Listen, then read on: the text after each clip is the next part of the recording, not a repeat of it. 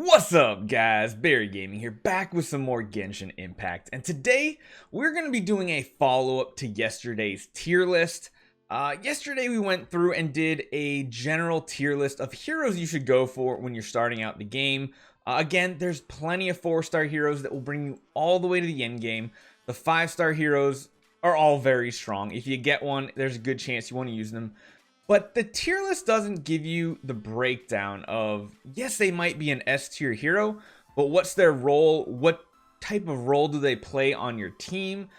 And today's video is going to go into that team building aspect of the game, because you can't just really throw a bunch of supports together and hugely profit off that team. You want to try to build a team with synergy, even if they're 4 stars, even if your whole team's 4 stars. You can still build some really amazing synergy. So we're going to jump into that today. There's elemental reactions, the way you generate energy in this game as well, and of course building that team so that you have the proper support around your DPS. So first off, let's jump into all the heroes and see what category each of them fall into. First up, let's take a look at those DPS heroes, those big damage dealers. Who are the ones that are going to be doing the most damage? It's pretty much this list right here, in my opinion. So at the top, Diluc, number 1. It's pretty much why I kind of ranked him overall number 1. Because yes, there might be stronger heroes overall.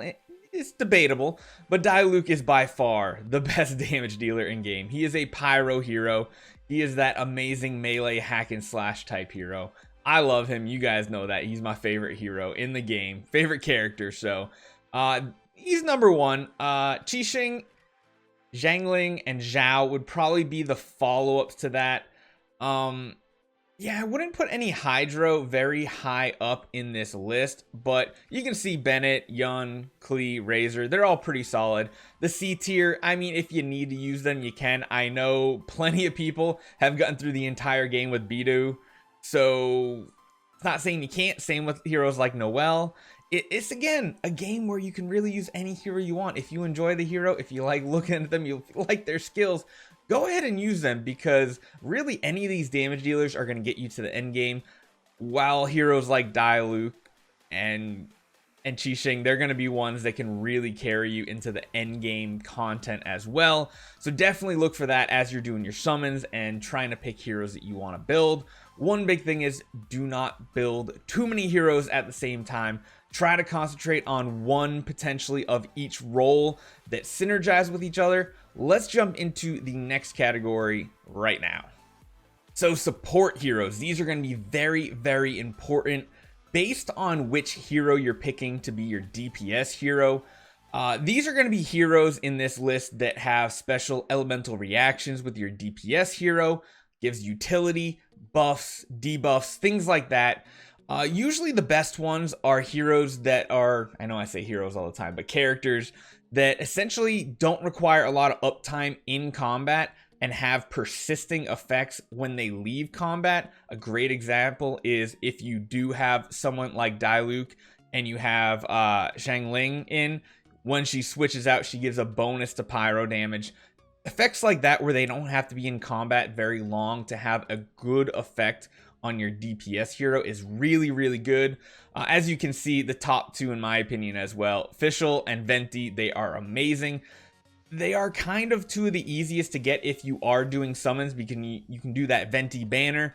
I mean, most people, if you are spending money on the game, you're going to have a maxed out Fischl pretty quickly. Her constellation is going to be easily completed.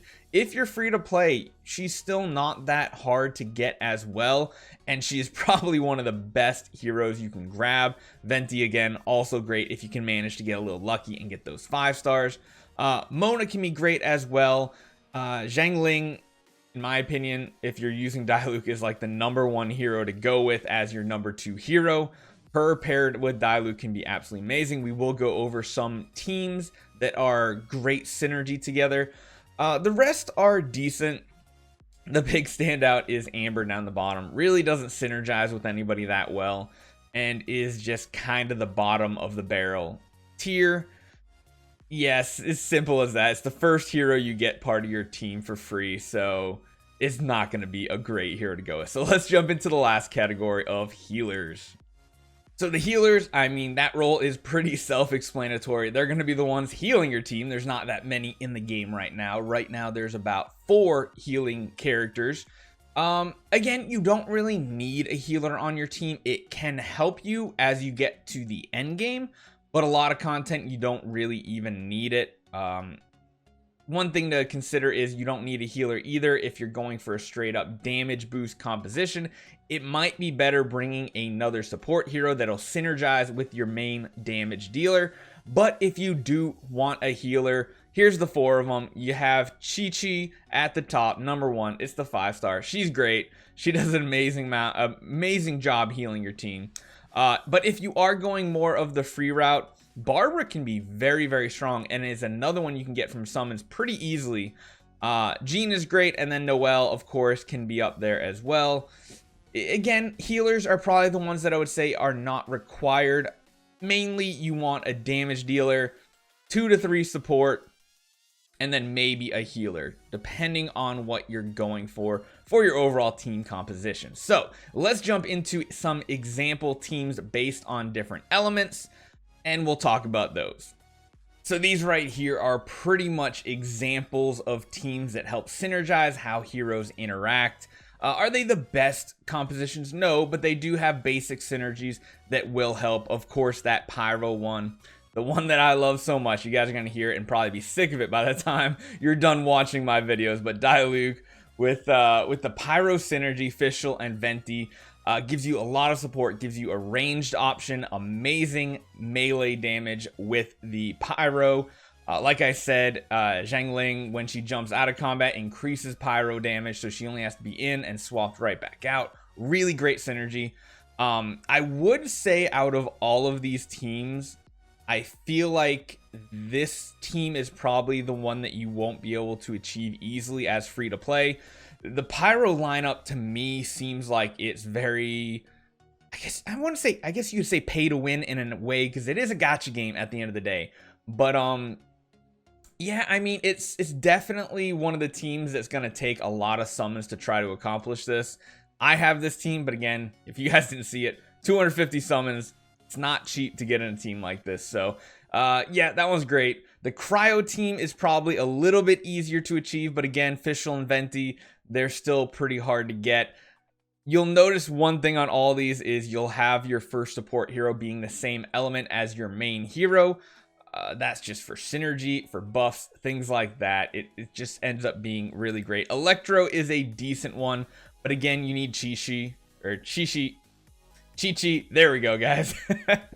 Sometimes I just get so tongue-tied. You will get used to that here at Barry Gaming.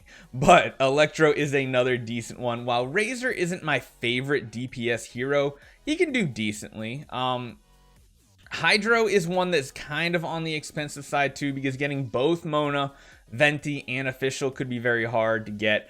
Geo is by far the easiest one to get for free-to-play players. I mean, you already have your hero if you pick the male version of the Traveler. Fischl, Venti, again, kind of hard to get, but a lot of these heroes can be substituted out as well. You don't have to use these heroes. You can use Barbaras if you need healing.